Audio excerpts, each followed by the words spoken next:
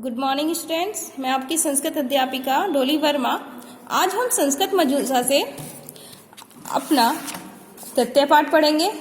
तृतीय पाठ है हमारा अहो कारुण्यम सिंह दंपति। कितने करुणामयी सिंह दंपति। अहो एक सिंह दंपति है, वो बहुत करुणामयी है। तो इनकी एक कहानी है इसमें। तो चलिए हम पढ़ते हैं। करुणा स्नेह सहृदया ये भावनाएं क्या मानव के मन में ही उत्पन्न होती हैं या पशु पक्षी भी इसके अधिकारी होते हैं? सिंह वनराज है, हिंसक है, वन के सारे पशु उसके भोज्य हैं। क्या उसके मन में भी कभी कोमल भावना जागृत हो सकती है? क्या शेरनी भी किसी अन्य पशु शावक के लिए मातृत्व की भावना से अभिभूत हो या उसका पुत्रवत पोषण कर सकती है? अर्थात बात यह है कि शेर को जंगल का राजा कहा जाता है, जो कि छोटे पशु पक्षियों को मारकर खाता है। तो यहाँ पर ये बताया गया है, इस कहानी का जो शीर्षक है वो ये है, कथा का सार ये है कि क्या कभी शेर और शेरनी भी किसी की जान बचा सकते हैं? क्या वो भी किसी का मातृत्व निभा सकते हैं? तो चलिए आज हम इस पाठ में पढ़ते हैं। आइए पाठ का वाचन करें और जानें। कस्मिंचित वन प्रदेशे सिंह दंपति प्रतिवस्था स्म। किसी वन प्रदेश में सिंह दंपति या सिंह दंपति का परिवार रहता था। कालेन सिंगी पुत्र द्वयम अजन्यत। समय के साथ सिंगी शेरनी ने पुत्र द्वयम दो पुत्रों को जन्म दिया। स्व शिशुभ्याम अपने शिशुओं के साथ सिंह दंपति काले सुखेन अगच्छत। सिंह दंपति का जीवन सुख में था। सिंह नित्यमेव मृगान व्यापार सिंहो ददाति। सिंह नित्यमेव हमेशा मृगान पशुओं का व्यापार मारकर सिंहो ददाति। सिंह हमेशा पशुओं को मारकर शेरनी को देता था। अथ तभी कदाचित किसी दिन तेन किमपि कोई भी सत्वम जीव न समाज साधिकम। तभी किसी दिन एक दिन किसी भी जीव नहीं मिला। शेर को कोई भी जीव नहीं मिला। वने भ्रमता तस्य रवि अस्तम गता। वन में भ्रमता घूमते हुए तस्य उसे रवि अस्तम सूर्य अस्त गता हो गया, यानी उसे शाम हो गई थी। गृहम आगच्छता तेन श्रगा शिशु लब्धा।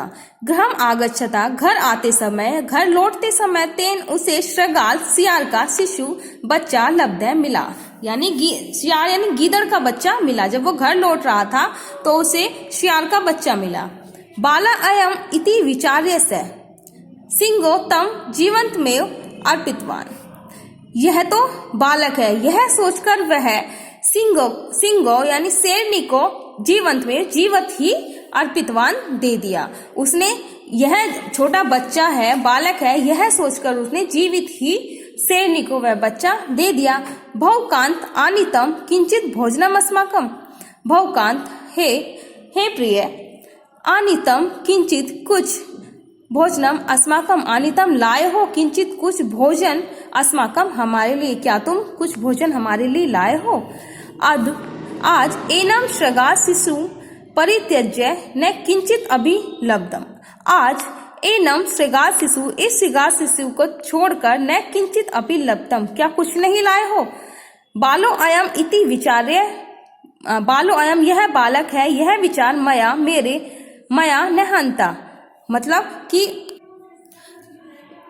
बालो अयम इति विचार, यह सोचकर बालक है, यह सोचकर मैंने न हंता, मैंने नहीं मारा।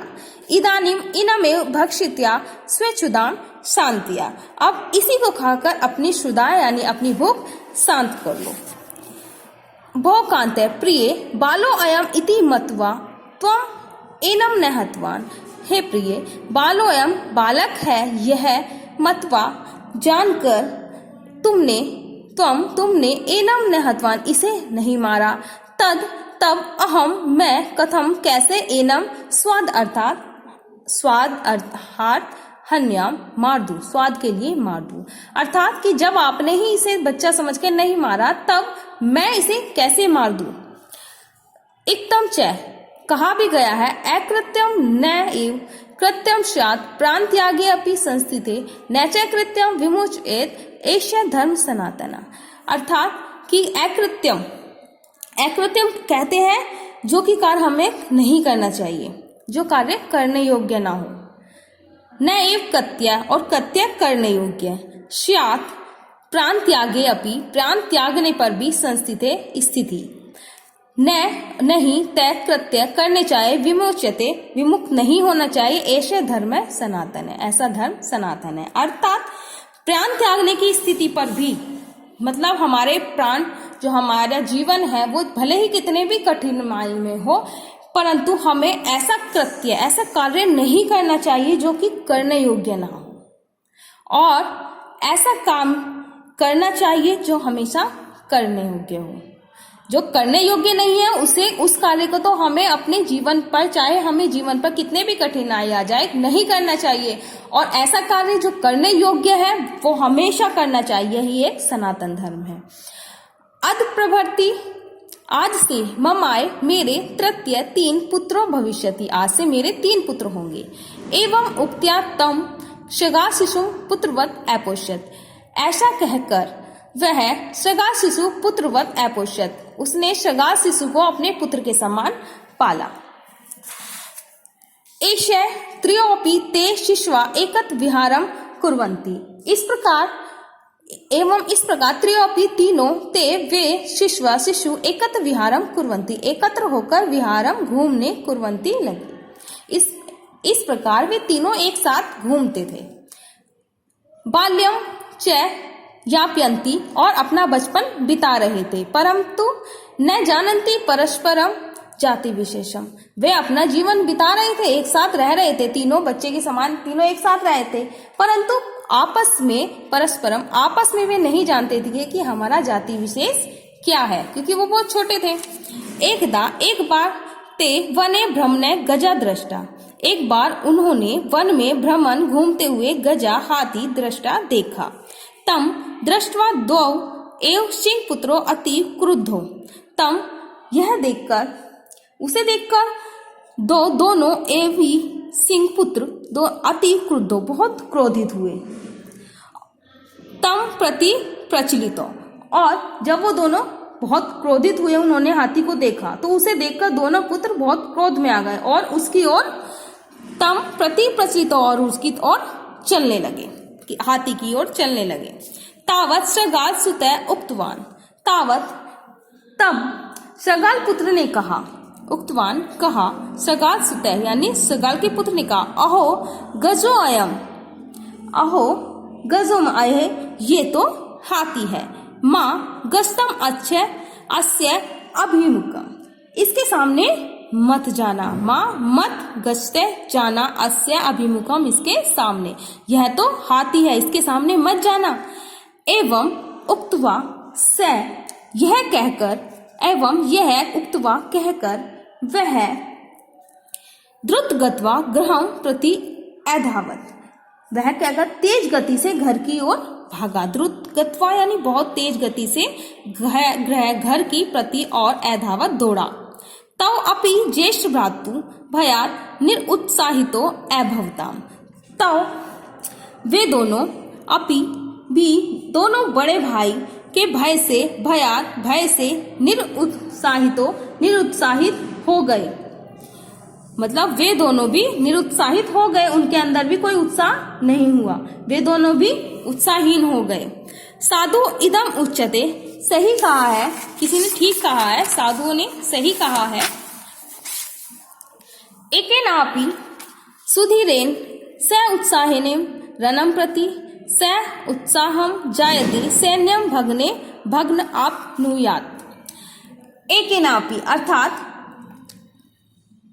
सुधीरेण यानी धैर्यवान, उत्साहेन साहसी, रणं प्रति रण के प्रति यानी युद्ध के प्रति, स उत्साह के साथ जाते हैं, सेना भगवापनुयातम यानी भग्नुयातम में टूट जाती है, पूरी तरीके से टूट जाती है। अर्थात इसका है कि रण के प्रति यानी युद्ध के प्रति, अर्थात रणभूमि में एक भी धैर्यवान धैर्यवान, साहसी।